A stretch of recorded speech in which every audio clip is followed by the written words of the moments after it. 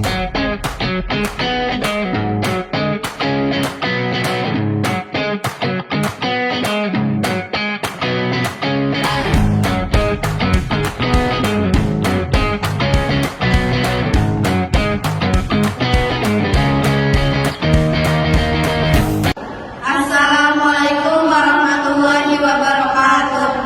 Perkenalkan, kami dari kelompok 1 akan menampilkan video roleplay dengan judul Manajemen Resiko Jatuh K3 di dalam gedung rumah sakit.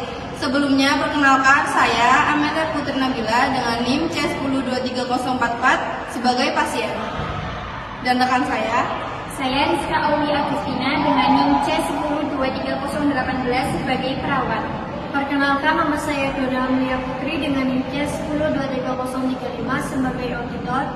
Perkenalkan, nama saya Afita Ramasa Putri dengan NIM C102352 sebagai teknisi. Perkenalkan, nama saya Fatimah Tusaro dengan NIM C102353 sebagai ketua tim K3. Ketua tim K3 akan melakukan inspeksi K3 rutin di rumah sakit dan perawat melaporkan adanya kebocoran air. Akhirnya, ketua tim K3 beserta tim bergegas untuk mengecek, namun dalam proses pengecekan, rutin tim K3 melihat kabel menjuntai di lantai dan kebocoran air AC yang membuat resiko berbahaya. Semua pemeran berkumpul dan ketua tim K3 berada di depan.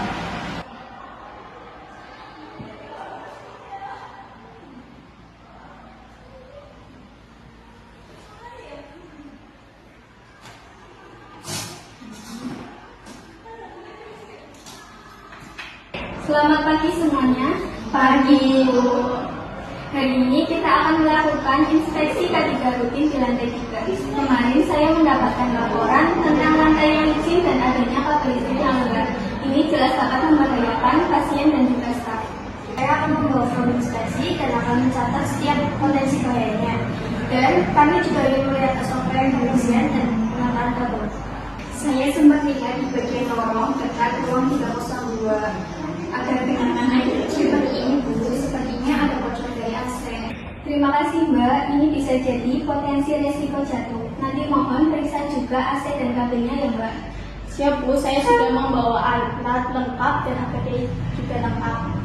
Baik, Mbak. Auditor internal dan perawat menyusuri lorong dengan clipboard dan checklist. Mereka berhenti di depan kabel longgar. Ini dia ada kabel menjuntai di lantai.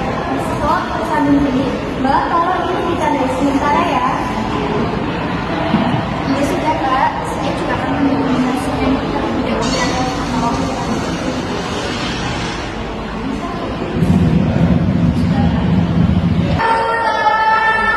Ada apa? Perawat dan tim K3 berlari mencari sumber suara. Ibu, apakah ibu tidak apa? Apa yang terjadi? Saya terpleset, Sus, saat mau ke kamar mandi. Lantainya licin, ada airnya, Sus. Segera kita bantu ya Ibu. Ibu bisa tenang terlebih dahulu. Terima kasih atas informasinya. Kejadian ini perlu dicatat ya. Baik, Bu. Saya panduan berhenti terlebih dahulu ya Bu. Baik, Sus.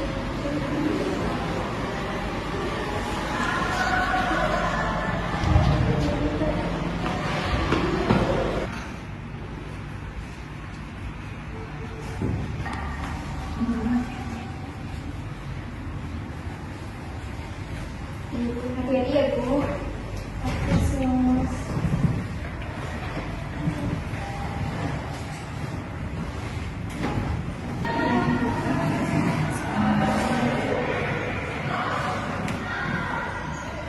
Makasih ya Sus.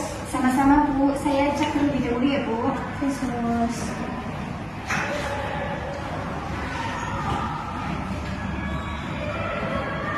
Alhamdulillah tidak ada luka atau memar, tetapi akan tetap saya laporkan ke dokter menjaga terlebih dahulu ya Bu.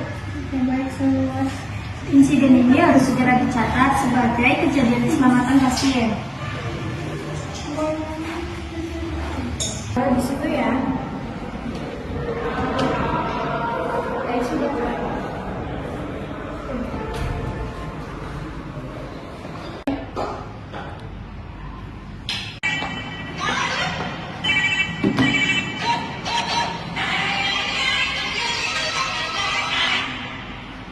Halo.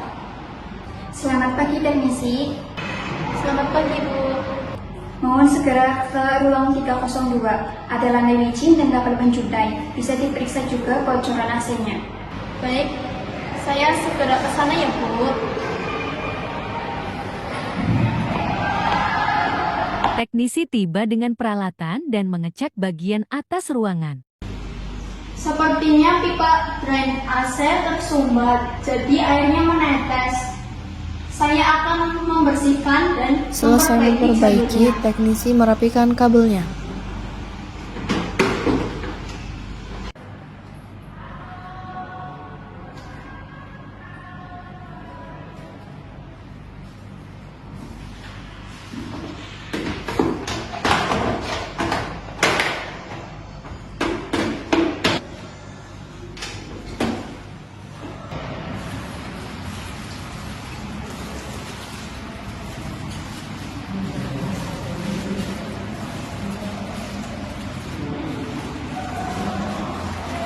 Teknisi pun selesai melakukan tugasnya dan merapikan alat-alatnya.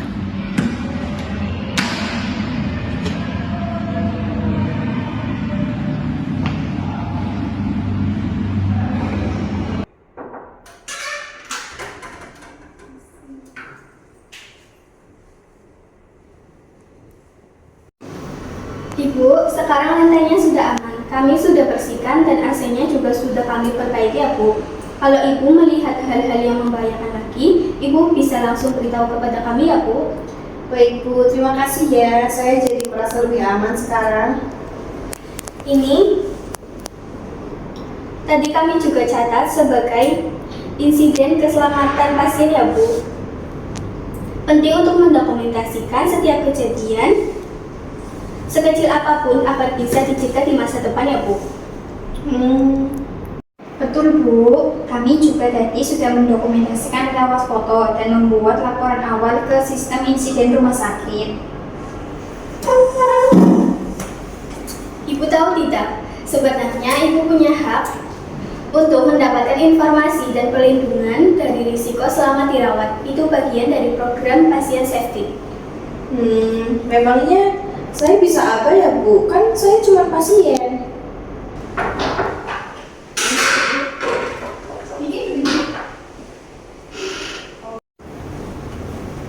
Permisi Ibu. Ya.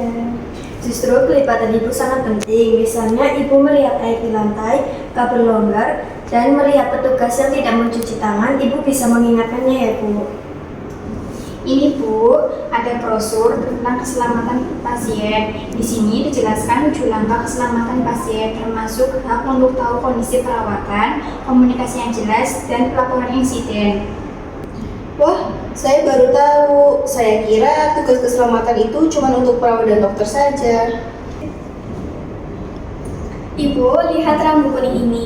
Ini contoh kecil deteksi dini. Tapi kalau tidak ada yang peduli atau melaporkan, risikonya bisa besar. Jadi keselamatan adalah tanggung jawab bersama termasuk pasien. Baik, mulai sekarang saya akan lebih merhatiin hal-hal kecil. Kalau ada air menggenang, saya akan laporkan. Dan kalau ada yang tidak memakai sarung tangan, akan saya ingatkan. Luar biasa Bu, Ibu sekarang sudah jadi duta keselamatan pasien sekarang.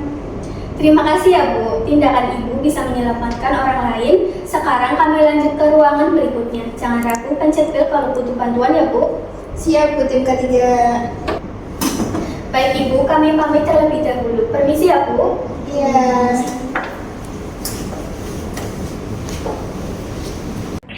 Saya mencatat 3 temuan hari ini seperti kabel menjuntai, lantai licin, dan kebocoran AC. Semua sudah ditangani dan perlu disosialisasikan ke siswa. Saya juga sudah beri laporan ke bagian pemeliharaan agar AC diperiksa rutin setiap minggu.